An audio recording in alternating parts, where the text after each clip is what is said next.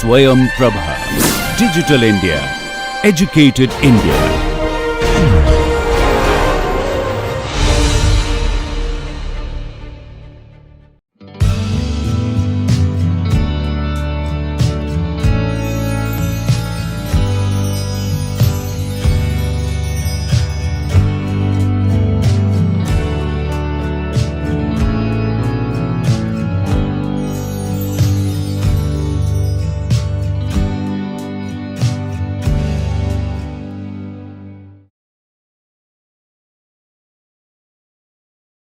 Good morning.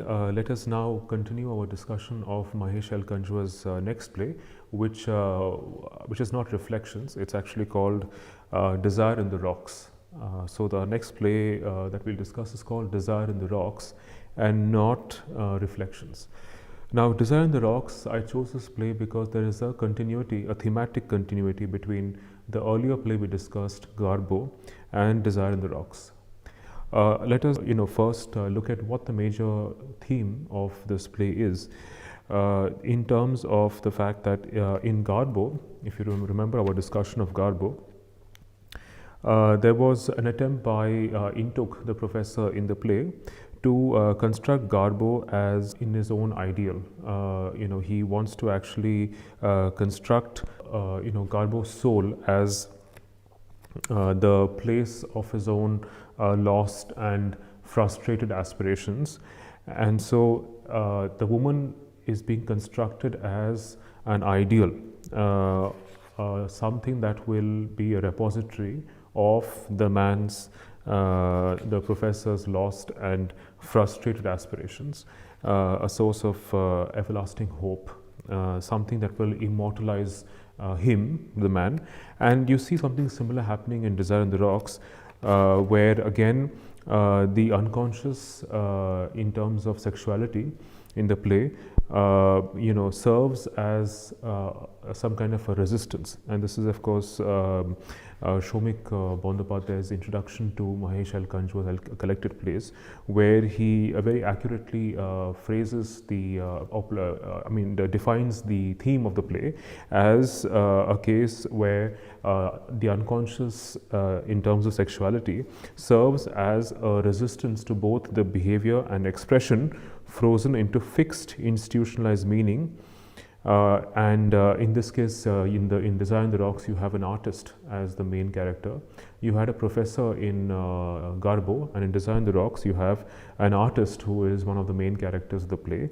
And here, the artist is the one whose unconscious becomes a site for a drama between the unconscious creative impulses to create a new kind of a social order, perhaps some kind of new expression which would be completely which would rebel against social and moral norms, the moral institutionalized social meaning, right? So the unconscious itself in terms of sexuality serves as resistance, Shomik Bandyopadhyay says, to both behavior and expression, frozen into fixed institutionalized meaning, provoking the artist in his quest for creative fulfillment, and which then turns the woman into an embodiment of his desire, in the process also destroying her even as he cuts himself free of her.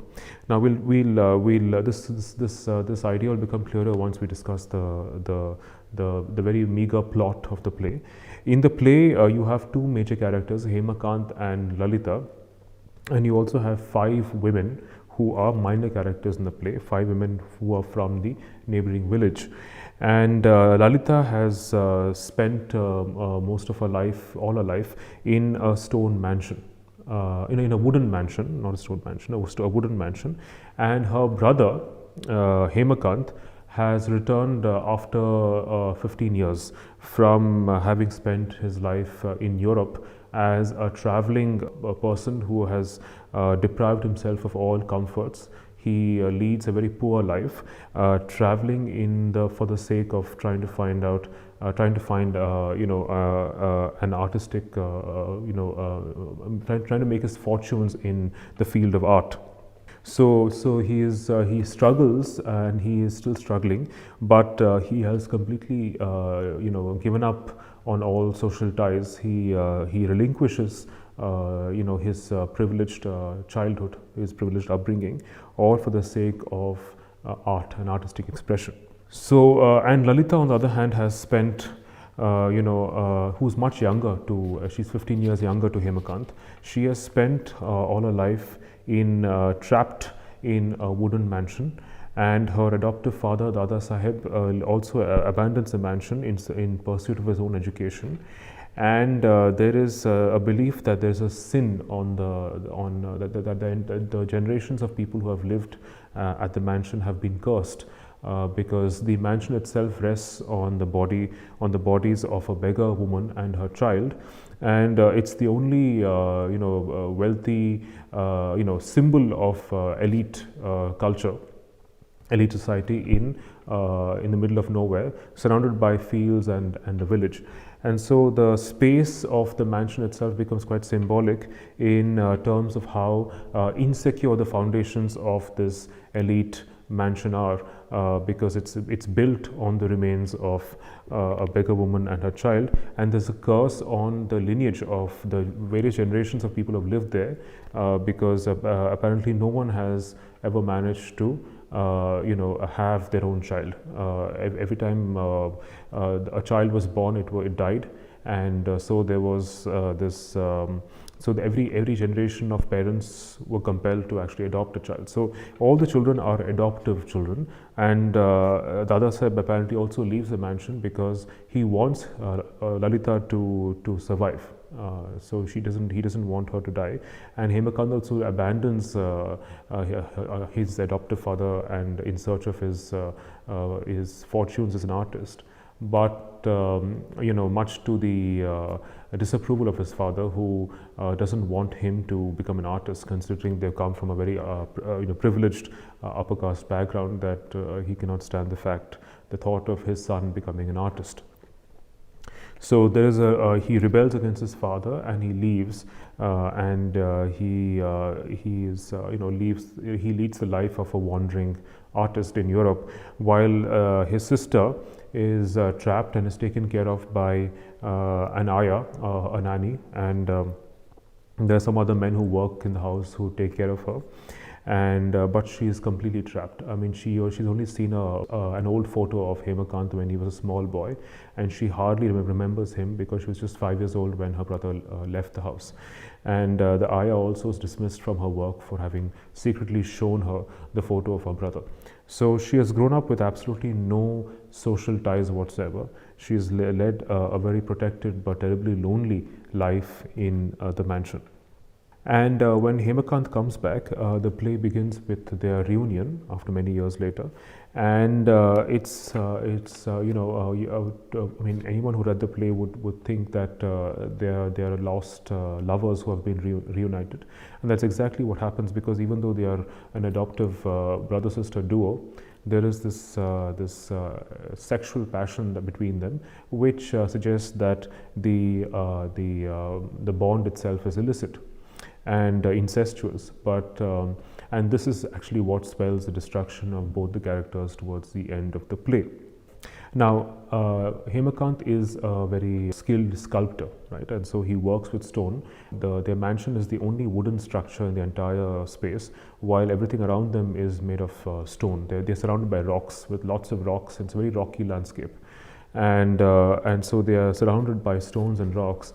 And Hemakant wants to actually capture Lalita's beauty and youth in his stone sculptures, right? And so a lot of the conversations that happen early on in the various, there are about 7 scenes. The play has been divided into 7 scenes, and every scene, describes the building passion between the two characters. Although in many ways Lalita and Hemakant are quite different they're both isolated in their own unconscious desires for the absolute, for transcending their own individual isolation, their own loneliness, their own limitations. So while Hemakant wants to actually express Lalita's youthful beauty in his artistic creations, and in some sense tries to also rise above himself through his art, and there's a certain authoritarianism which is evident in both these characters. So Lalita is deeply in love with Hemakant, although initially she is a bit scared to actually look at him or love him.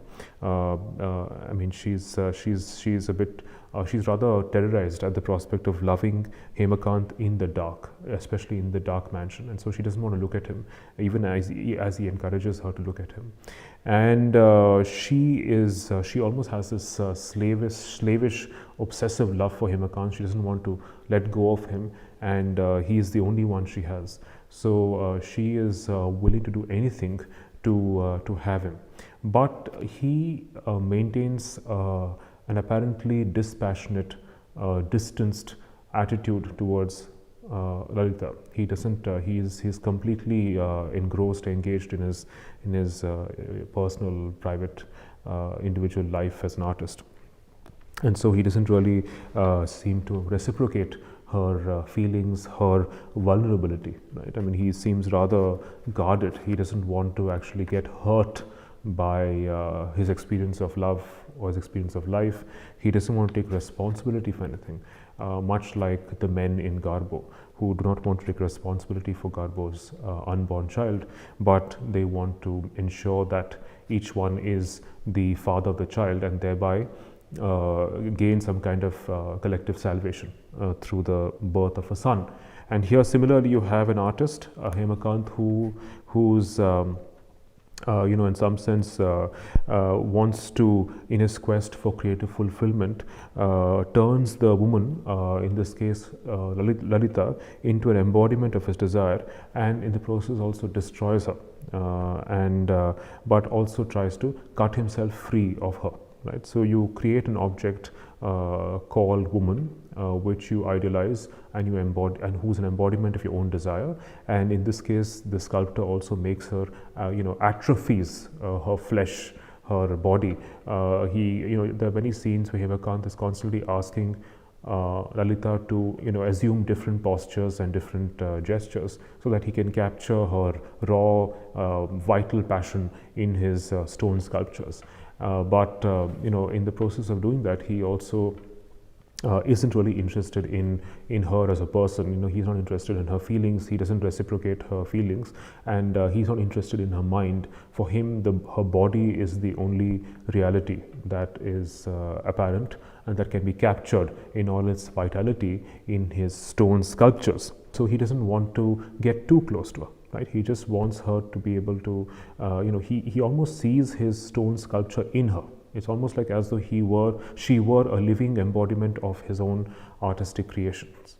And so that in itself is, what draws him to Lalita.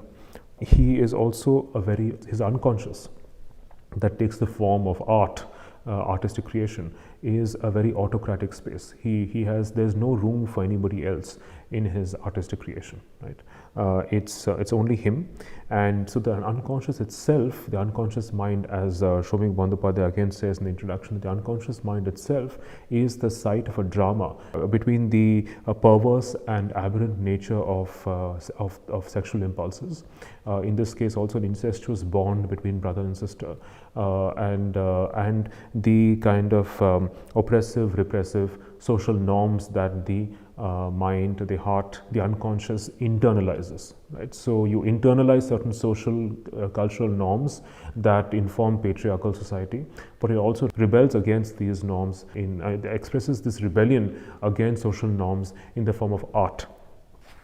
And the woman is an embodiment of this artistic endeavor, and she becomes also further the site of this struggle between oppressive social norms and the rebelliousness, the rebellion against those norms. Right? So the woman remains the site of both exploitation and domination in this play. And towards the end towards the middle of the play, we discover that Lalita also bears Hemakant's child, and so she's been feeling rather left out and neglected by Hemakant, who has not been reciprocating her feelings, and has been completely engaged engrossed in his art, in his sculptures, that she, as it were, almost taking revenge, says that I am also an artist in my own right. I'm creating a child. I'm creating your child, right? And so but she gives birth to a dead child, right? So it's to her it seems like as though she's expiating for the sin she has committed of having an illicit relationship with her own brother, for which she believes she's being punished. And the only way that she can actually expiate her sin is to remain in the state of sin, as she says. So she now has this illicit child, but the child is born dead, and it seems to realize or confirm the curse that has been placed on these generations of families who have lived in the wooden mansion, who that they will never have a child of their own. Their lineage is always under the threat of being annihilated, exterminated, right? And so the child that is born dead, and the child is sold to a beggar, who takes the child for a lot of money and then probably buries the child. But there is this, and when she, there's a scene also later on where she meets the 5 women in the village, and she sees the child of the newborn child of one of the women who has come to get the child, have the child blessed by the goddess in the temple. And so she admires the child, and she sings a beautiful song to the child.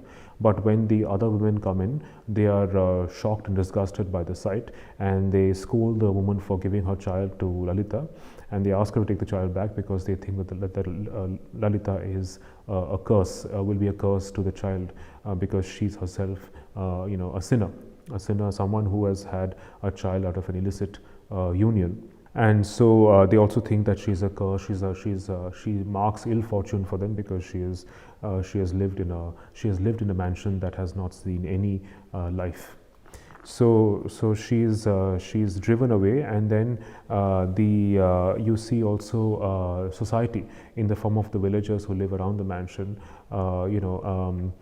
completely harassing her, stoning her and Hemakant for the life that they've led, the ignoble life, the illicit lives that they've led. And Lalita is reduced to tatters, and now she has no choice but to turn to prostitution to survive. And that is when, and then when Hemakant meets her, he's very upset and sorry to see her in this state, and he also undergoes a transformation when his sculptures are destroyed by the villagers. So he has made several stone sculptures surrounding the mansion, but they're all destroyed by the villagers, and that's when he realizes that everything is fake. His own artistic creations are fake. The stone that he thought was his medium, his beloved medium, is fake. It does not actually give him an accurate representation of the feeling, the loving body, right? The body which is not just a mere body, but also is embodies a subject who can feel, who can love, who can care. And so it does not seem to be an authentic representation of the embodied self, and so it's destroyed. And that's when he realizes that he identifies with Lalita's own pain of having given birth to a dead child, and now he realizes what it must feel like to be an artist who has created something that is dead, that is lifeless. And so he thought that he could actually embody Lalita in all her vitality, in all her authenticity through stone, in his stone sculptures, but that's exactly what he fails to do by the end of the play. And so the two characters end up being trapped in their own mutually destructive passion that initially took the form of artistic creation as an embodiment of the rebellion against social norms, but then of course ends up destroying itself in the process. Now let's just go to some of the specific passages in the play that will give you a better sense of how of the thematic shifts in the play. So if you look at the first scene of Desire in the Rocks, you have a description of the reunion between Hemakant and Lalita after many years. There is this deep sense of longing that Lalita has for Hemakant when she sees him, and she is happy to see that there's at least one person in this world whom she recognizes, and she's just happy to have anyone, especially Hemakant, to redeem her lonely life. So we learn in the initial scene that Dada Saheb, the adoptive father, had willed all his property to Lalita, but she has no right over the property because it's the trustees of the house who manage the property, right? So she is quite powerless in the house, and initially Lalita is quite terrified. I mean, she's gotten so used to living alone in this dark house that she's not used to the presence of a man in the same house. And it's probably this deep sense of isolation and loneliness that enables her to eventually open up to Hemakant and completely surrender herself to him.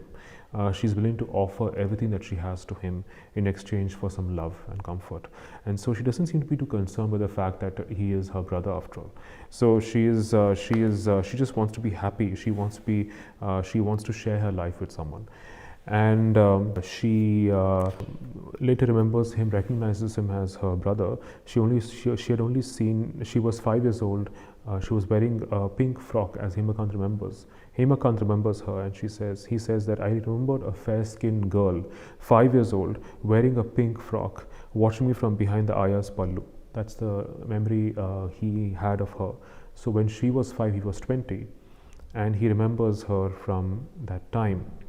And Lalita remembers being scared of him, and she still seems to be a little terrorized by the possibility of having to love someone in the dark house, and she's not able to actually entirely open up to him initially. She can only remember her lonely days in the house. She remembers the huge portrait of their mother who died earlier. She also remembers the old photograph of Hemakant when he was a small boy that the ayah had secretly shown her. She remembers living in a room of her own with all the other rooms of the mansion locked. Even the servants were forbidden to enter the room, and the ayah who had shown the photo of the boy secretly to her loses her job. So she's completely trapped in that mansion. Hemakant also tells her that he had been, wandering through alien lands, through Europe, starving, driven by a single obsession, art, and that he had completely fought against the bitter cold with nothing but rags on my back. Not once did I think of the comforts of this place. So he has given up all the privileges of a comfortable lifestyle of the place, in the mansion, and he has left everything for art. He left of his own free will, he says, and much against the anger and disapproval of his father, who does not want his son to become an artist.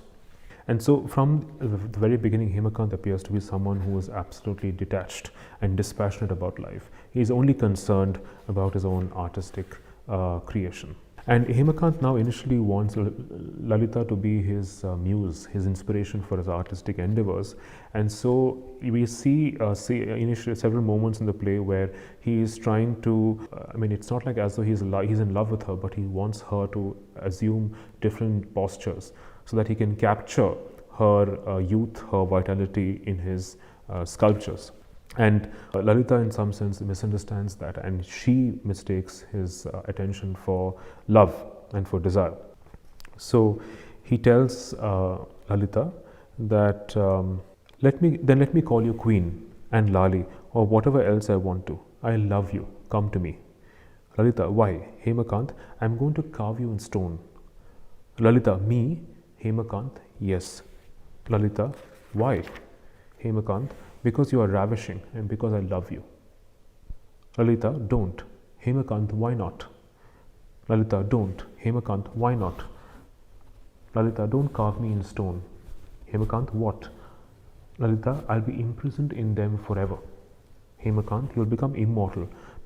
My hands will carve you in these rocks, and my hands too will become immortal with you.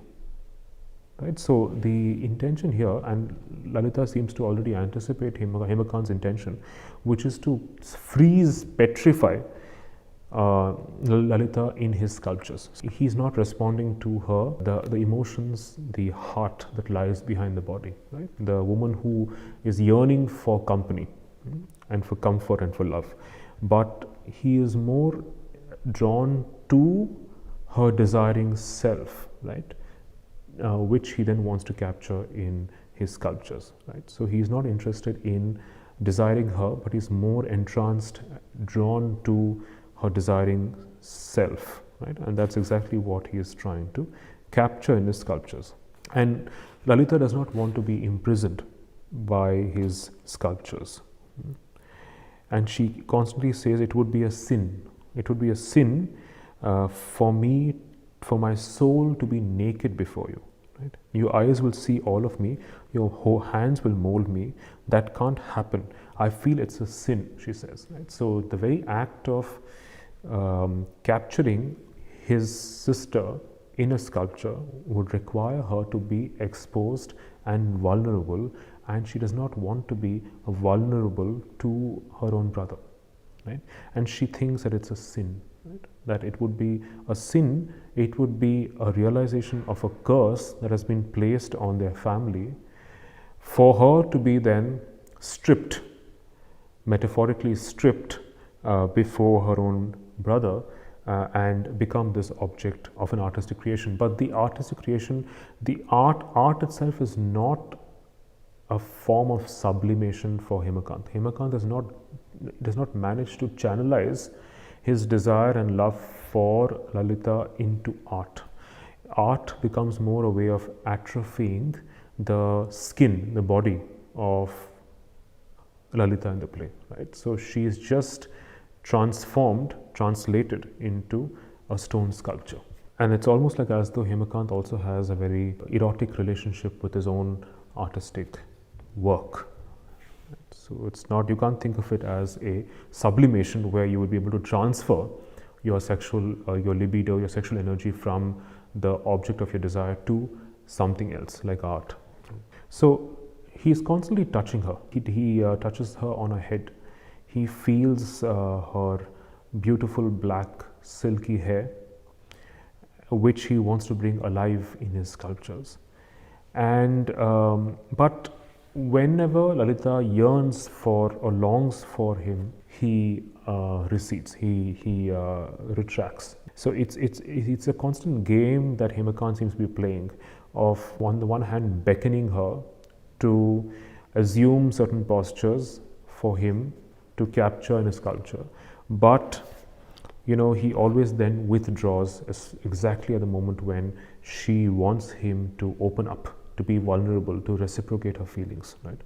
So it's a kind of sexuality which Soumya Bandyopadhyay says never seems to accept itself on its own terms, right? It's only treated as another means, as a means to sculpting yet another form, right? So any kind of sexual longing or desire that Lalita has for Hemakant is only being transformed or translated, transubstantiated into the stone sculpture. Right? So you never see reciprocation. It's never a mutual act. You never acquire a sense of sexual identity between the two characters. They remain rather isolated and trapped within their own autocratic worlds, where each seems to reign supreme, right? So Hemakant seems to reign supreme in his world of art, in which nobody else has any space, right? He is the supreme and he is the only one there. He's willing to actually accept isolation. He's willing to give up social ties for the sake of art. And you have Lalita, who opens up, who is willing to expose herself, who wants to be vulnerable, who wants to have Hemakant at any cost, but also in the process ends up being rather possessive and demanding. Right? So she's slavish on one hand. She's willing to. She self-abnegates herself. She almost seems servile in her love for him, and she's willing to do anything it takes for him to reciprocate her love. But she also wants to possess him and have him. Right? It's almost like as though she is competing for him with his art. And of course, later on, she also accuses Hemakant of being incapable of feeling. He is not an artist in the first place. He is a fake. He's an inauthentic and artificial artist because he's incapable of feeling and loving. Right? So how can an artist who is incapable of feeling and loving capture another person's feelings, capture her feelings in the form of a stone sculpture? Right? So she realizes very early on that he is a very dispassionate and unfeeling person. So much as he wants to bring her to life, it's his unconscious impulses, it's his unconscious projections onto Lalita, which he then actually wants to bring to life through his sculptures, right? So she's just merely an object of his own desire, right? An embodiment of his own desire, which he then wants to transform into stone art. But she's always scared of being trapped by his sculptures. She doesn't want to be trapped. She already feels trapped in that wooden mansion. Imagine being trapped and frozen in stone sculptures. So for Hemakant, he says later on, much like what happens in Garbo, that the body seems to be the only reality. It's not the mind, it's not the heart. It's the body. It's the manifest physical body which seems to be the only reality for Hemakant, not what lies beneath or what accompanies the body, right? It's not the mind, right? So when Lalita brings up the mind, brings up the question of her own feelings, her own heart, he's not concerned. He says, don't corrupt the experience of the artistic experience, right? But for Lalita, the sexual experience comes with emotion, right? With vulnerability. But it also comes with this deep sense of possession, of wanting to possess, of wanting to rule over him. So there are various lines which suggest Lalita's slavish, possessive desire and love for Hemakant. Look, Hem, I've raised both my arms. Now help me up. You're cruel, stubborn, self-centered, selfish. How sweet you are, cruel and sweet. Hem, what will you take to smile a little? Don't go without smiling. Kiss me. Soothe this excruciating pain, then leave. Then when he doesn't respond to her attentions, again she says, Hem, I want to enter your eyes, deep into them. I'll become a tiny drop of blood and travel through your body, through your heart, brain, mind, soul. I'll talk to all your secrets, discover all your dreams. Then I'll turn into a tiny pupil and live in your eyes. Will you let me? Right? So this is the other line where she wants to become a part of him. She wants to internalize him. She wants him to internalize her so that they can become one. And she also takes authorship. She also claims authority and authorship over his stone sculptures.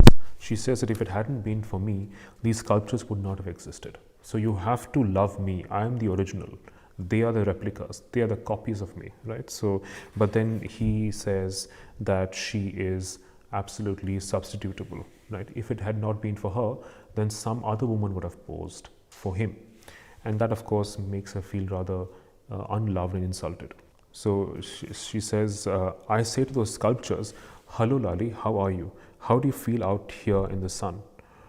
Then she asks Hemakant, why did you make the sculptures outside the village where it is deserted? Who will come to see them there? Hemakant, the whole world will come. Are stone things to be kept in houses to destroy their beauty? They must stand in the open air, on hills, plains. I'm going to create a whole forest of sculptures, Lali. Lalita, a forest of lalis? See how many images I've given you of me, and look at you. You won't do one thing to please me. And so this is constant back and forth, constant drama, which is a struggle to achieve absolute power over the other. This is passion, which is constantly, dramatizing this desire for absolute power over the other. Right. So Lalita wants him all for herself.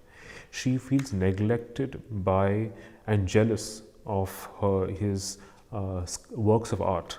She feels completely left out and shut out from his artistic world, in which she seems to have no space, and she wants him for herself. Right? But she struggles, but he remains rather passive and dispassionate. Right? So she, for example, he's only interested in. There's a moment where he asks her to open her lips, right? Because he wants to make a sculpture of her with her lips slightly open. But she wants him to kiss her on the lips. She wants him to feel her agony and feel the same agony. She says, there, kiss my big toe. Now the other toes. And he kisses them too. The foot, he does, and she laughs out. Slave, slave, you're my slave. What shall I do? What can I do for you? I want to be your slave. Here, kiss my hands. Thumb, he does. Fingers, he does. The palm, he does. Hands, he does. I'm going to faint. So obviously he doesn't seem to be doing it out of his own volition. He's not doing it because he loves her or desires her, but because he wants to be able to evoke through his presence and through his sculptures the sense of the deep, passionate sense of longing that exists within Lalita. Then again she says, I'll give you anything to hear this over and over again, right? Because when he says that she's beautiful, she says, Him, take me in my entirety. Take me in every place, at every moment, here in the house, in the open, under crashing rain, with stabs of lightning burning our bodies, in the raging sun, on the hard black ground cracking with the heat, under dense trees dripping starlight, in mute profound darkness, in thick forests, on the banks of streams, on enormous boulders and so on. And then Hemakant says, yes, in all places, at all times, I will take you in all your moods. I will store them up in every drop of my blood and bring them alive again in stone upon stone. Lali of the brimming, vulnerable eyes, Lali tossing from side to side with the exquisite pain of fulfillment, Lali of the full, inviting lips, Lali of the breasts heaving with emotion, Lali of the navel as deep as desire, Lali of the long, long thighs trembling with irresistible lust. I am going to embed it all in stone, the physical manifestations of pure desire, primeval, elemental, the eternal beauty and vitality of woman. The heady light of passion that surges and overflows through every pore of your body will fill and flow out of every pore of my sculptures.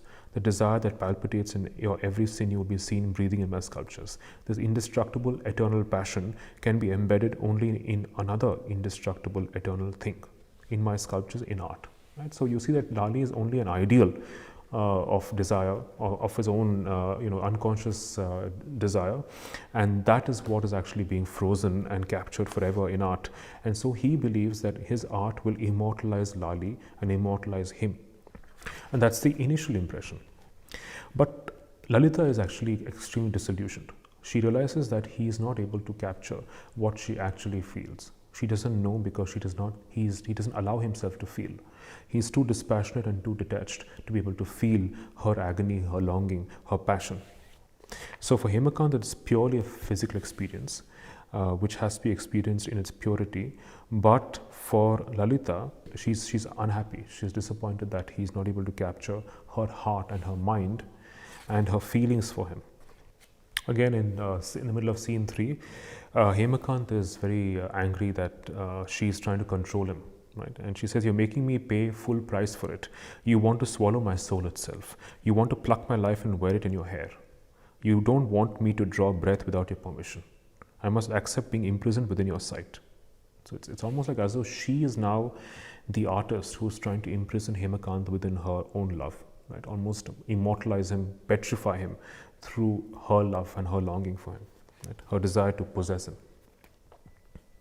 Later on in scene 3, Lalita berates Hemakant for being inhuman. Right? She says that, how dare you behave like this? I gave you my all without thinking twice. How dare you spit on it? You'll have to pay for it one day. You will have to pay the full price for this one day. My rage won't go waste. My curse is on you. Don't laugh. Don't hide your inadequacy under laughter. This is after Hemakant laughs at her curse. Artist indeed. Artist my foot.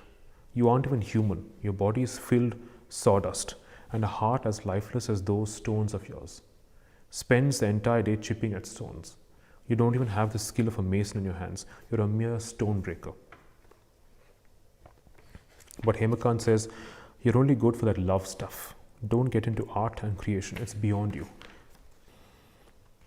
And then she says, where am I in your revolting statues, which you call works of art? Right? Not mine. Where am I in them? Where is Lali in them? They're all statues of shameless sluts sitting in obscene postures. Lali is not a slut like them. Lali, who gives all of herself, is not like this, revolting, obscene. So it's obviously the play is actually complicating the whole idea of art representing life. Right? Can art actually represent life? Can life ever be in all its complexities and in all its ambiguities? Is it possible to capture life in art? Right? What does it mean to represent something accurately? She says, "You have to be born a true human being. I am true. My blood is true. It's alive. Its impulses are true. They're alive. What can I not understand? Do I not merit even this much, having traveled through fire, burning everything behind me? Why are you deceiving yourself? You know it yourself. That is why you sit staring at your work for hours in despair. Creation is not such an easy thing." Right? And so that is when he challenges her to create a sculpture, a poem, a song, or a painting. She says that I am going to have a baby. Right? And she says all women are greater than artists, right? Because they feel for that child that they have created, and they know what the child feels. Hemakant thinks that she's trying to trap her with this talk of motherhood. She's trying to ask him to take responsibility for his child, but then he seems to be rather detached. He even threatens to leave her and abandon her with her child. But she says, "My child needs you, right? And you also need him." And then in scene 4 is that scene, that encounter between Lalita and the women of the village, where she holds the child of one of the women, and she sings the baby a very beautiful song. But then the other women who are disapprove of this meeting, and they ask her to leave because they think that she is an evil woman, an accursed woman, right, who has had a sinful relationship with Hemakant, who has borne a child out of wedlock, and lives in a mansion that has been cursed for generations. Right? So they don't want their child also to be cursed. It's in scene 5 that Lalita gives birth to a dead child and gives the child away to a beggar. And she believes that she has sinned for her relationship with Hemakant, and now she has to expiate her sins by having an equally sinful, being in an equally sinful profession. Right? So she's upset that she's lost her only child, who was born dead. And she also feels that she's paying for her sinful relationship by bearing a dead child. And despite the fact that she loved the child as her own, but she could not bring it back to life. Again, Lalita here believes that she has to pay for having transgressed social norms and social conventions, and so she decides to get away from the mansion, and she wanders around for a long time, and she ends up becoming a prostitute. Right? While Hemakant has also undergone a transformation, because all his sculptures are destroyed and broken down by the villagers. And Lalita is now shocked to see that Hemakant also needs her. Right?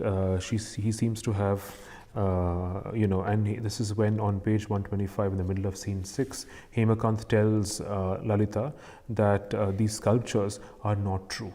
I'm not true either. I'm very false. It came to me suddenly that night when the people were smashing them one by one.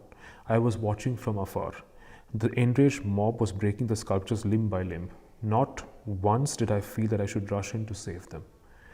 I was so terrified I ran for my life, afraid that they would take my life too. Finally, I stopped somewhere. My head cooled down. Then my mind stirred and posed the question, why did you do that? The answer was easy. I was a coward. I did not myself believe in what I had created. Those sculptures were false. False. That is what they all are. Ugly, loathsome. I see them now. Suddenly, I'm defeated, Lali. Why? Why did this happen? I wanted to depict pure desire in all its aspects, but what came out was mechanical, hideous, filthy, totally unconnected with what had been in my mind. Can there be such a difference between what the mind sees and the hand does? Why does this happen? Yet these naked statues are alive. Their falseness is alive. Their obscenity is alive. They look back at me tauntingly and say, we are yours, part of your blood, your mind, your life. You cannot deny us. And I don't. There's no place now where I can lay my head.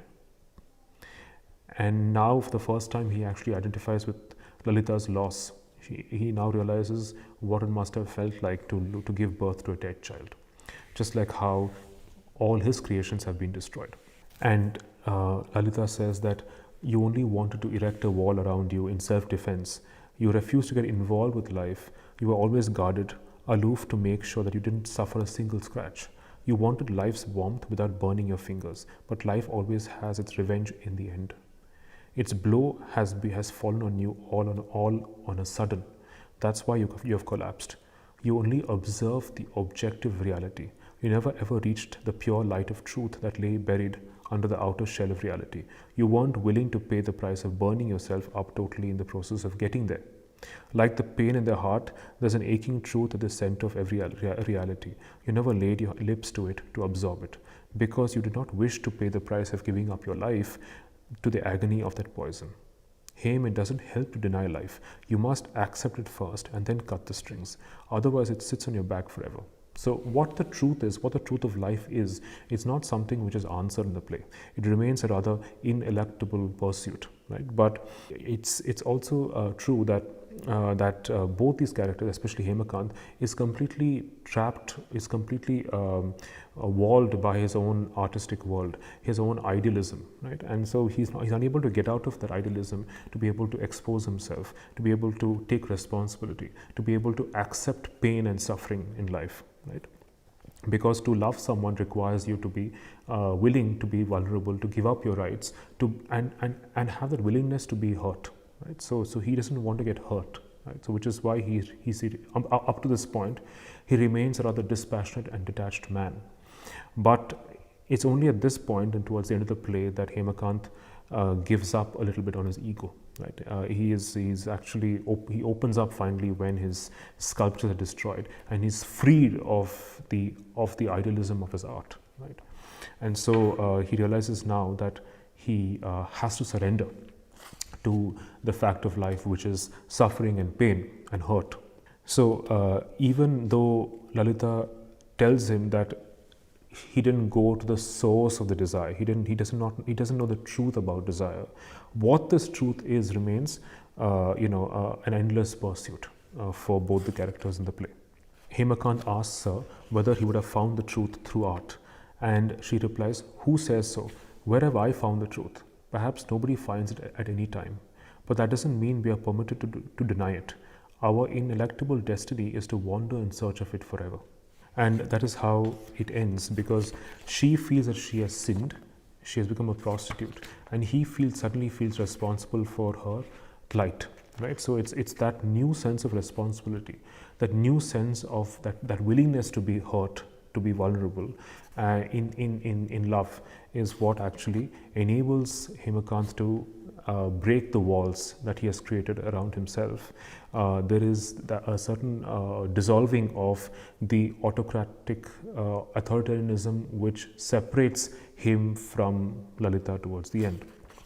So he also becomes vulnerable, his idealism is dissolved, and Lalita herself feels that she has been cursed. She lives the abject life of a prostitute, and they are both in some sense. Towards the end, of course, she's in tatters because the villagers have stoned Hemakant until he bleeds, and Lalita has been humiliated, and she's had her head shaved and she's in tatters, and so the two of them end their life in the mansion, right? So the mansion itself becomes that space of mutual self-destruction. Right, so it completely collapses under the weight of their own passion, of this very drama between the oppressive social norms of society and the